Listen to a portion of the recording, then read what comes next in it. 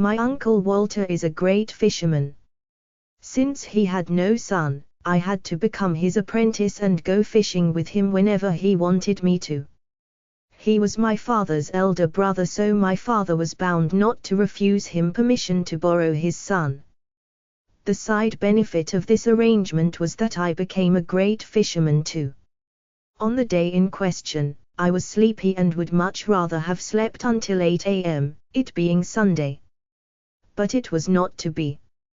Uncle Walter was at my house by 6 a.m. I got ready fast, to avoid the wrath of my male parent, and got into the big fisherman's car. We drove off to PSLE. Strangely enough, he appeared moody.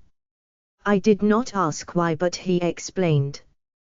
He said that my aunt had laughed at him as he left and had reminded him that the last time he had returned empty-handed. She had said that they would have bad luck that day as well. Uncle Walter was a superstitious type and believed that her curse would come true. I yawned. It was uncanny, but we really did not catch any fish that day. It was amazing, but other people at the pond had a good day.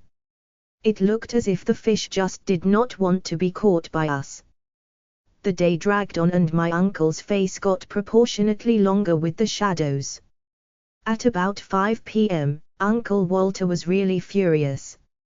Then he said, "I'm going to try just once more. If no luck, we will go back." Then he threw the line. Almost immediately, he got a bite. He jumped up in excitement and fought the fish and finally landed it. It was a whopper. Proudly we carried it out of the gate. Aunt Grace would be silent. But something happened at the gate. We saw a woman who seemed very sad indeed. She looked at us longingly. We knew that her husband was in prison and that she always hung around the pond because the anglers sometimes gave her some of their fish, to take home and feed her hungry children. This was usually the case if the anglers caught many fish.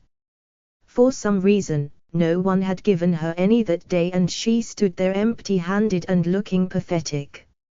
Suddenly Uncle Walter made a decision. He gave her the fish.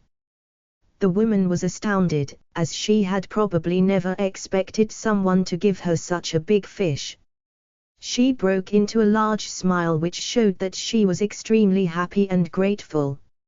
I was silent and looked at Uncle Walter. We walked to his car and got in. "Wasn't her smile worth the fish?" he asked. I agreed that it was.